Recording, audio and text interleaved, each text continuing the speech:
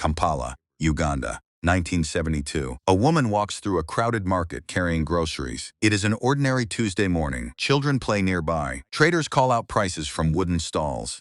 The street is loud and alive with the rhythm of normal life. Then a military truck turns the corner. The crowd goes silent in seconds. People lower their eyes. Some step back into doorways. Mothers pull children close without saying a word. Nobody speaks. Nobody moves. Because everyone in that market already knows the same terrible truth. Whoever those soldiers are looking for today is not coming home. This was Uganda under Idi Amin. Not hidden terror. Not secret prisons buried far from civilian life. Terror performed openly in markets and schools and hospitals and churches, so that every ordinary person understood one message clearly. Nobody was safe, nobody was protected, and nobody was coming to help. Idi Amin had promised Uganda something different. When he seized power in January 1971, he presented himself as the answer to years of government corruption and political chaos. He promised strength, he promised unity, he promised to protect ordinary citizens from a system that had failed them for too long. Crowds cheered when he appeared on national radio and announced he was now in charge. Soldiers marched proudly through Kampala. For one brief, fragile moment, many Ugandans allowed themselves to believe their country was turning towards something better. Within months, they understood exactly what they had gotten. Amin was born in the early 1920s in Koboko, a remote and desperately poor region in northwestern Uganda. Even his birth year remains uncertain. Records from the area were badly kept, and historians still debate the exact date. His father abandoned the family while Amin was still a child, leaving his mother to raise several children in conditions of genuine hardship. He received almost no formal schooling. Some accounts suggest he never advanced beyond a primary level education. What he lacked in knowledge,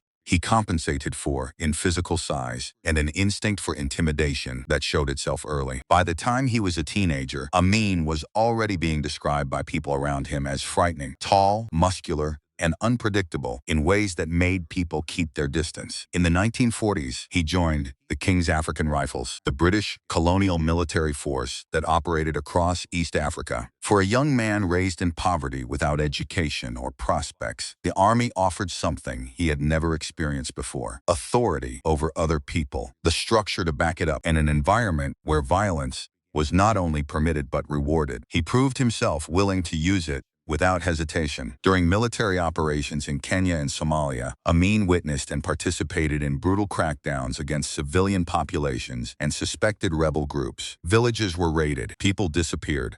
Fear was used systematically as an instrument of control. Amin absorbed every lesson and applied them with an enthusiasm that began setting him apart from other soldiers. Fellow officers noticed his aggression, his unpredictability, the way he seemed to enjoy the fear he created, rather than simply tolerating it as a necessary part of military discipline. He also became Uganda's heavyweight boxing champion during this period, a title he held for years. The championship increased his public profile as a physically unstoppable man. People admired the victories while simultaneously fearing what he was capable of outside the ring. Uganda gained independence from Britain in 1962. The celebrations were genuine, but beneath them, serious fractures already existed. Different ethnic groups competed for political influence. Government corruption expanded rapidly. Military power began filling the vacuum left by colonial authority. And inside that unstable environment, Idi Amin climbed steadily. President Obote trusted him and used him for military operations against political enemies. Amin proved useful, loyal on the surface, effective in the field, and increasingly influential within the army's command structure. Soldiers personally loyal to him began occupying important positions. His network expanded, his power grew, and his ambition grew faster than either. Behind the scenes, tensions between Amin and Obote quietly intensified. Both men reportedly feared betrayal from the other. Uganda was moving toward a crisis neither man would publicly acknowledge. On January 25, 1971, while President Obote attended a conference in Singapore, Amin moved. His forces seized airports, radio stations, roads, and government buildings across the country simultaneously, and with precision that suggested months of preparation. Tanks rolled through Kampala, while terrified civilians woke to the sound of military vehicles outside their homes. By the time the sun was fully up, The coup was already complete. There was nothing left to stop. Amin appeared on national radio and told Uganda he was now in charge. The response shocked many outside observers. Crowds gathered in the streets to celebrate.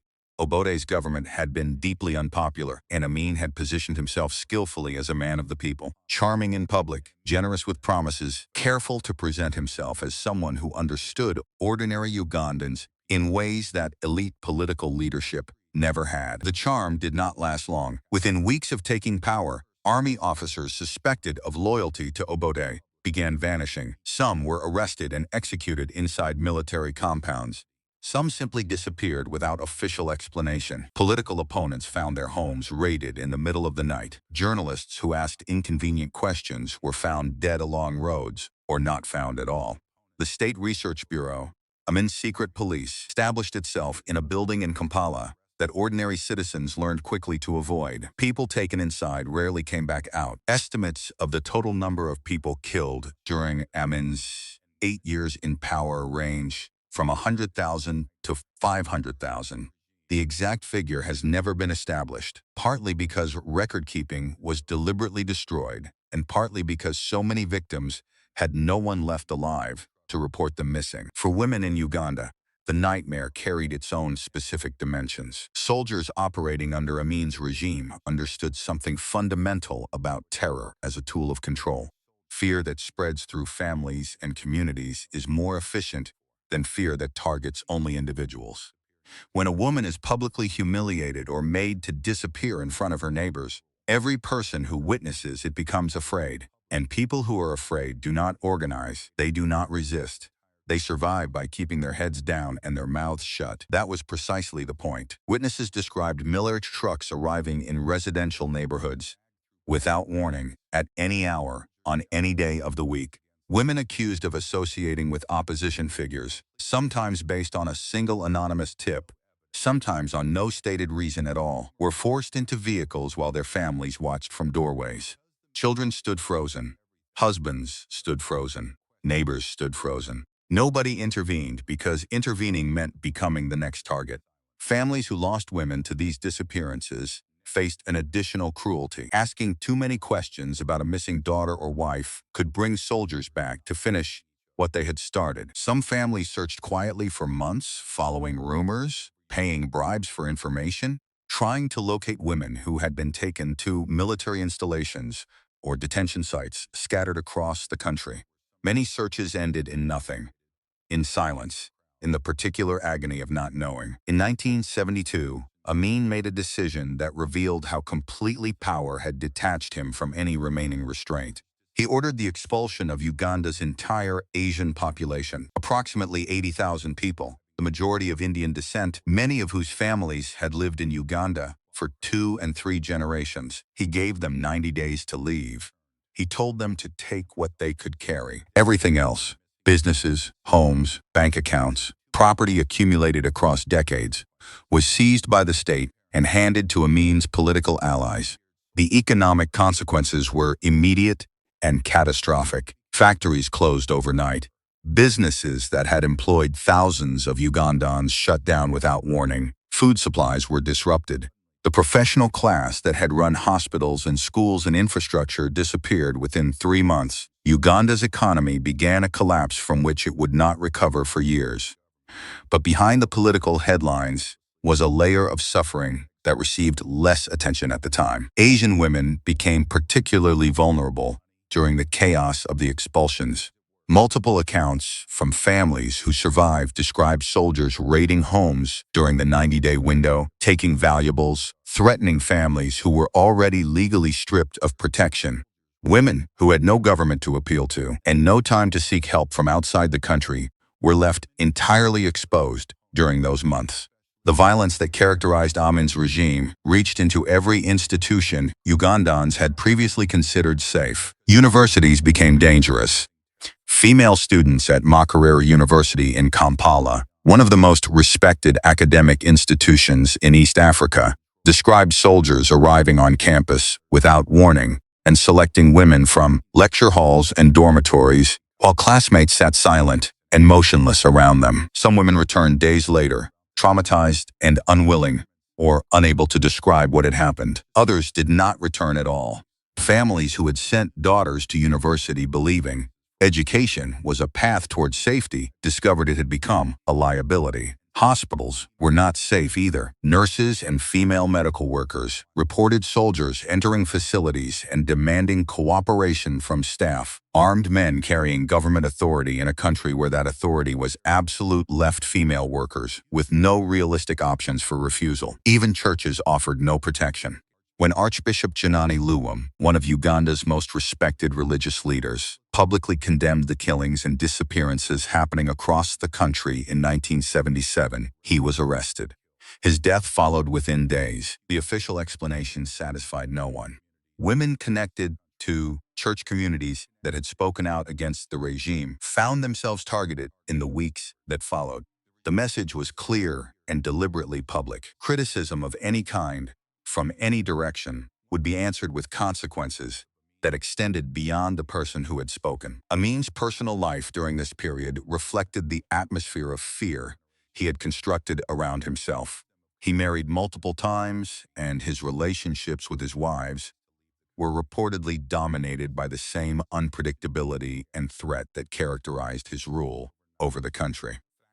The death of his wife, Idi Amin, in 1974, under circumstances that were never officially resolved, produced rumors across Uganda that spread faster than any government statement could contain. Whether every detail reported was accurate mattered less than what the public reaction revealed. People believed the worst without hesitation because Amin had already demonstrated so completely what he was capable of that nothing seemed beyond him. By the mid-1970s, international pressure against the regime had grown significantly. Reports of mass killings, torture, and systematic disappearances had reached governments and human rights organizations around the world. Inside Uganda, the economy was deteriorating sharply. Inflation destroyed the purchasing power of ordinary families. Soldiers, frustrated by delayed or unpaid wages, turned their frustration on the civilians around them. Women at military checkpoints faced harassment from armed men who operated without any meaningful accountability. Some families stopped traveling entirely because roads had become too dangerous to use. In 1978, Amin made the decision that ended his rule. He ordered an invasion of neighboring Tanzania, claiming disputed border territory, and attempting to distract from the growing instability inside Uganda. It was a catastrophic miscalculation. Tanzanian President Julius Nyerere responded with a full military counteroffensive, and Tanzanian forces, joined by organized groups of Ugandan exiles determined to overthrow Amin, pushed back with a speed and force that the Ugandan army could not match. As the military campaign collapsed, the violence against civilians inside Uganda became worse rather than better. Retreating soldiers looted villages, destroyed property, and attacked families in the communities they passed through. Women were targeted during this final chaotic period by men who understood that the regime protecting them was hours from extinction and who acted accordingly. In April 1979, Tanzanian forces and Ugandan exiles captured Kampala. Idi Amin fled the country. He moved through Libya and eventually settled in Jeddah, Saudi Arabia, where the government gave him refuge and a comfortable private life. He was never arrested, never extradited,